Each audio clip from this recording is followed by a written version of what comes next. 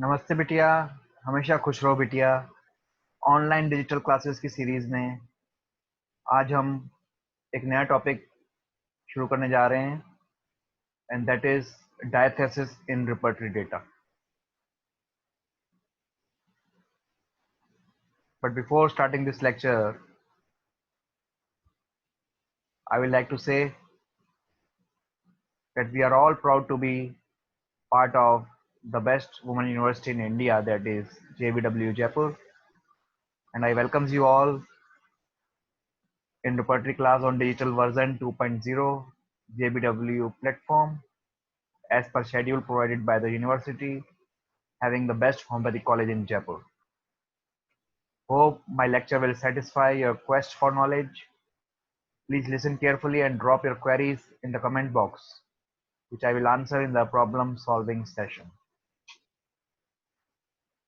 So let's now move on to the lecture, that is diathesis in repertory data.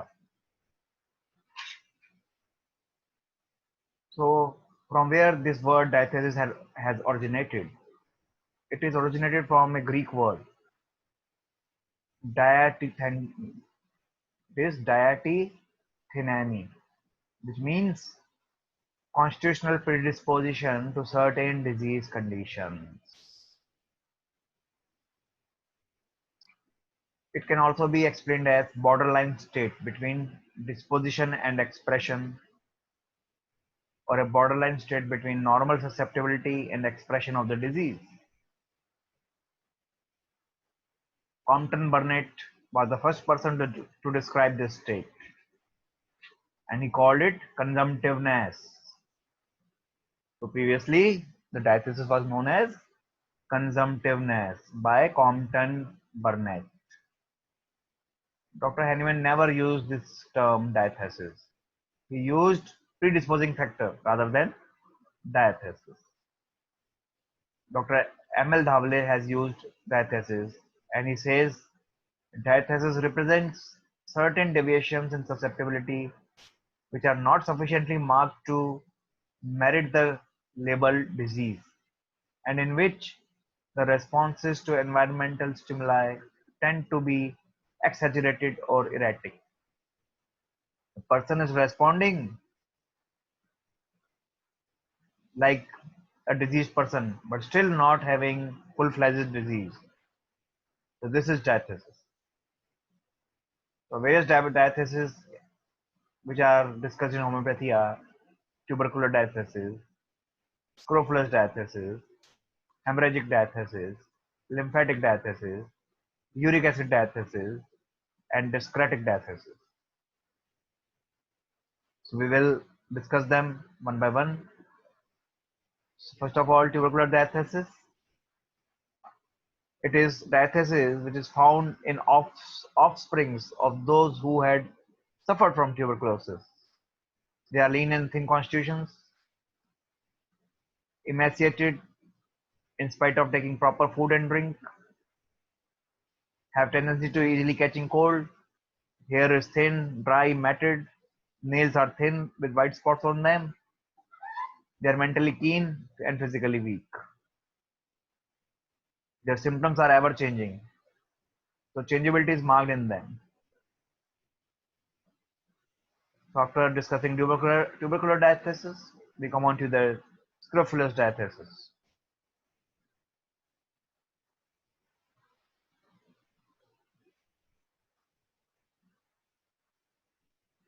See, scrofula owes its origin to that malignant combination of sora and syphilis.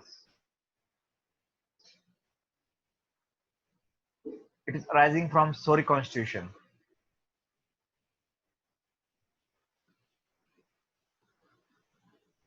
Yet, it is generally understood that in sora we have no involvement of lymphatics, whatever,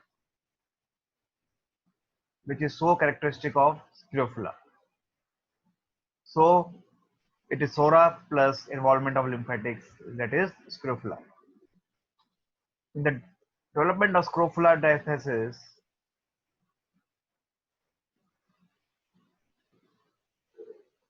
the cause is suppressive measures and crude drugging. which is used in treatment of syphilis in allopathic school. So it's actually thora and syphilis combined. Then hemorrhagic diathesis. There is inherited predisposition characterized by excessive bleeding. It comes in syphilitic diseases where ulceration and bleeding are well marked. Then lymphatic diathesis. Soric factors lead to development of lymphatic diathesis.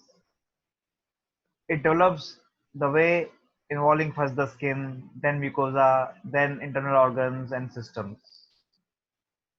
Milk crust, dermatitis, intertigo, weeping eczema are often present during the first weeks of life, followed by coryza, bronchitis, repeated colds.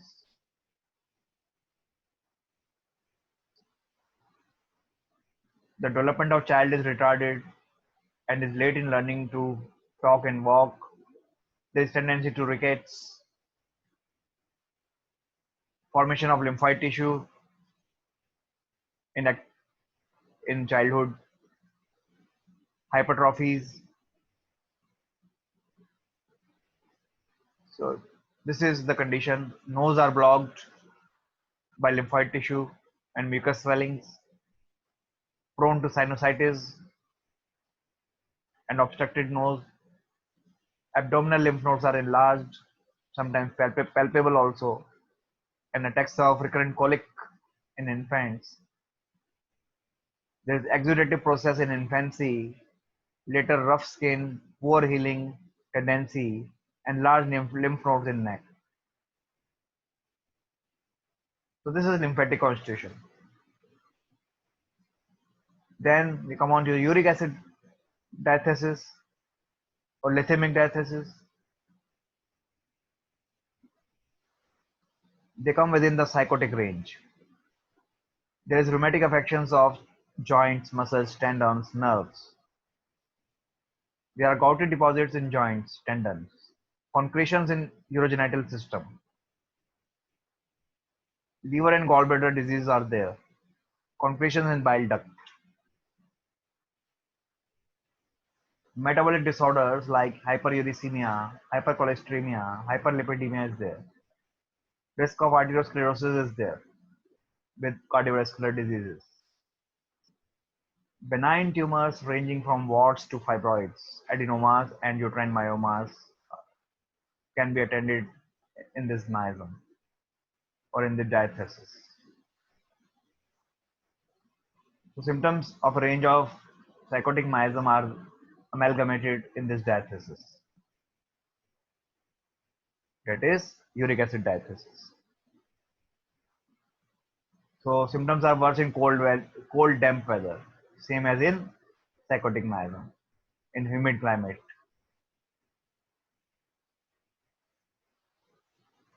Now we come on to discretic diathesis. In the discretic diathesis, there are syphilitic range of symptoms.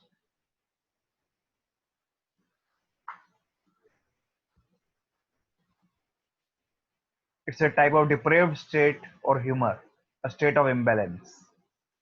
It relates to the end stage of processes arising through soric psychotic tuberculinic traits. In the end, destruction is there, we all always know.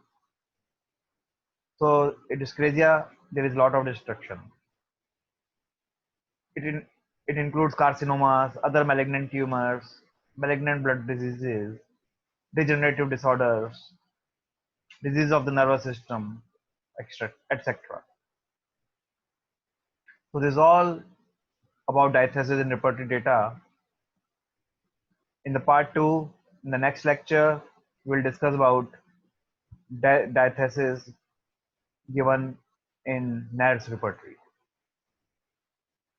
So this is all in today's lecture. At the end of the lecture, I'm going to give you an assignment which consists of a subjective question. The question is, what various diatheses are given as rubrics in various repertories? What various diatheses are given as rubrics in various repertories? Compare them.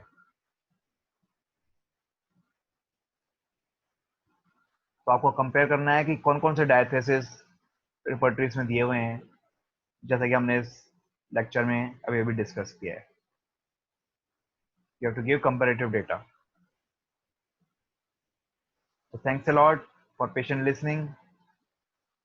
See you next with a new session, that is diathesis in NARS repertory. Till then, goodbye.